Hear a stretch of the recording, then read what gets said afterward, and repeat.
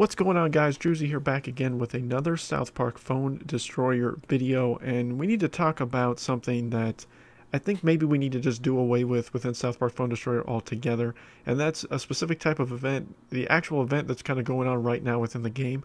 And I'm just going to give some reasons as to why I think this event should probably either be done away with or retooled by Red Links here going in the future, because there's a lot of issues with it, there's a lot of complaints about it, and I just think it needs to be addressed and see just kind of if, you know, it's will at least be eye-opening as me as a content creator to kind of showcase to Red Links just some reasons as to why this needs to be changed, and maybe some suggestions to change it here going forward, because these type of events, although I think initially was meant to be more fun and more strategic, I think has kind of gone away from that in the most recent way of the game's development, just primarily because so many people now have been in this game maybe since global launch. That was back in November of 2017, and because this game's been out now for a little over around 6 months now, that a lot of the people are already, you know, fairly high. A lot of people have already made it to Legendary. Some are pretty close. But for those that are in the high silver shields trying to make it to Legendary Arena, or the people that are in Legendary Arena, this is a struggle for a lot of people, are these type of events. And the type of event I'm talking about is actually the event, again, going on right now, which is basically where you make a deck based on specific cards that they want you to use within the game.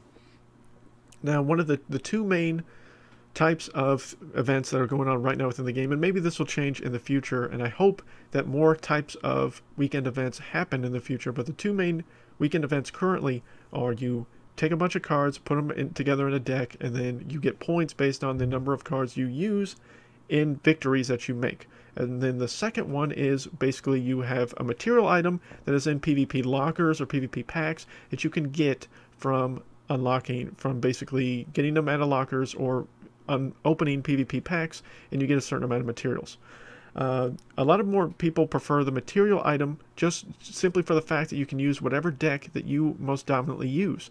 But the tricky part with these types of events is, as I will showcase the cards, is a lot of these cards, especially in this event, a lot of people don't use. And I think the real then hindrance is that then you have to use under-leveled cards. So in this event, you have Pocahontas Randy, Standing Many Moons, Robin Tweak, Ice Sniper Wendy, Pirate Ship Timmy, Smuggler Ike, Hermes Kenny, Captain Wendy, Barrel Dougie, Officer Barbarian, Buccaneer Bebe. Now, out of these cards, realistically, most people, out of Standing Many Moons, might be one of the few cards that most people would be using. Smuggler Ike, of course, is probably one of the best cards in the game. Robin Tweak might, for some people, might be leveled up for the Robin Tweak Canadian Knight Ike combo. Captain Wendy, maybe. Barrel Dougie, possibly. Officer Barbarian is kind of hit and miss. But Hermes Kenny, most people at the higher level tiers of PvP will not have this card leveled up that high. Buccaneer Bebe as well. Pirate Ship Timmy might be hit and miss for some people. Ice Sniper Wendy will probably not be touched by a lot of people. And Pocahontas Randy probably not be touched by a lot of people. I get that.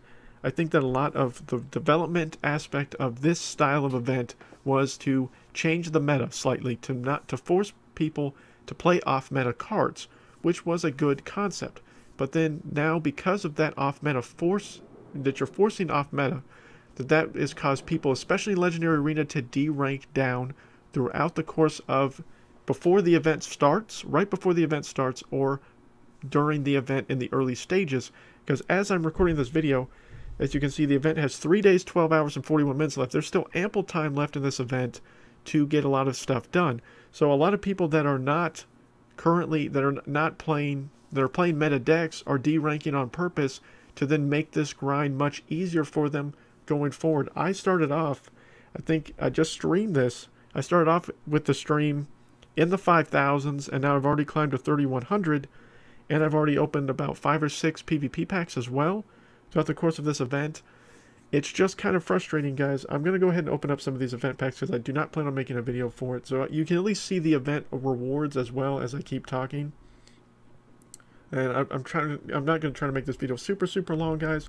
I just want to get, so I think you need to change the matchmaking system. Essentially make it to where you punish people that are de-ranking down to where it's not completely random, and or you put all the cards, make these events, if you're going to do these card events, make them at tournament standard. So essentially what the friendly battle system is as far as the tournament standard of cards, make it that way for everyone, because in that way everybody has a competitive chance to do well in these events, and then it still forces you to use those cards to rank up. Yes, you would get the events done faster, but it would get the events done and it would make more people want to play them. So definitely I think the top thing that they should consider going forward, if they're going to keep these card events, is making it a tournament standard type situation. I'm loving getting these astronaut butters, guys. Trying to get astronaut butters to rank 6, so keep giving me the astronaut butters. And also kind of weird that, you know, I'm getting cards that aren't in the actual event at all as well to be dropping. And getting a decent amount of gold, which was one of the big things that they hyped on for this event. But, you know, what do you guys think? What kind of suggestions do you think you guys have? Let me know down in the comments section as far as things you want to see change. Maybe not necessarily for this. I mean, obviously, yes, there's still a lot of bugs kind of going on within the game, which is making it very difficult. But that's also been very frustrating and caused a lot of people to leave the game. As far as I know, the numbers are down fairly significantly as far as the number of people playing this game because of a lot of the different bug issues. And I know that Darn Steve and It's Just Buck have mentioned it, in at least the YouTube Discord, and I'm sure in other social media outlets, that they are going to continue to work on these bugs and try to get them fixed as soon as possible. But we don't have an established time frame when they could be done. A lot of people are projecting that a lot of the main bugs will be fixed post this season. So this season will be going on for about another little less than 12 days as I'm recording this video. So when I probably upload this video, it will be much further. A lot of gold. So as you can see, guys, a pretty decent amount of gold that I've been able to obtain here so far in opening these packs.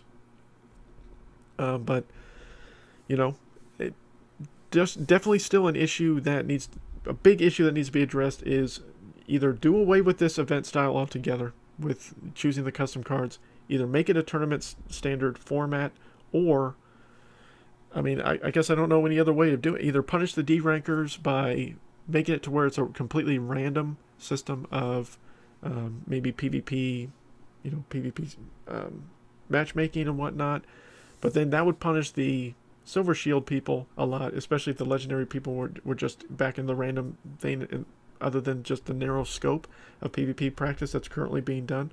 So, I mean, there's definitely some ways that you can improve this style of mode and make this more user-friendly and better, but it's just very frustrating to a lot of people that you're, you know, forcing us to... It's fine that you're making us play cards that are off meta, but at least make it to where it's playable, because half these cards in this event, I only had to level 1 or level 2, and I've spent money on this game, and there's a decent amount of people that still play this game that have not spent any money at all or are free-to-play players, and you're punishing the free-to-play players the most by doing this style of event, by not giving them the opportunity to compete on a level with people that maybe have spent money or not.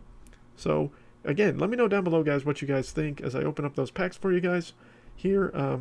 Probably this is more of a non-traditional video than what I'm normally used to doing, but I just kind of wanted to get my thoughts out here of just ways to change this style of event, because, you know, a lot of people really don't like it. I used to like it, especially when I was in the lower ranks, and this was much easier to do. But now that I've been in Legendary Arena now for almost 2 full seasons, it's very frustrating to play these cards, especially under-level cards, and just have to grind through these style of events. As this event, as you can see, I'm almost to get to 110 for my next reward. I believe to get to the final one of just the individual one, you have to get over 200. I think 220 is the mark to get all the way through this event by yourself or whatnot, to then benefit also towards your team as well.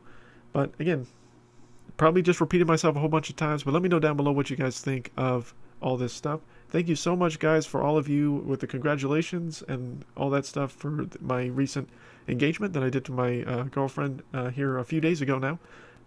Really awesome. Again, no thoughts or plans as far as, you know, what we're going to do with the wedding and whatnot. Probably going to try to do at least one showdown video here as well for here to wrap up the week. Here, not posting as much content as I would like to. Probably need to get better on that. I'm considering probably doing another YouTube channel as well as this YouTube channel here going forward. That would not be game related, but working with a friend of mine to kind of work on that and kind of work on that going forward. But Again, thank you guys so much for the continued support on the channel. We just hit over 1,700 subs. That's amazing. Hopefully we're able to hit the 2,000 mark here within a month or two. That would be phenomenal, as it was my goal to get to 2,000 here before the end of March. Wasn't quite able to do that. But thank you guys again for the support. And until next time, guys, my name is Drewzy.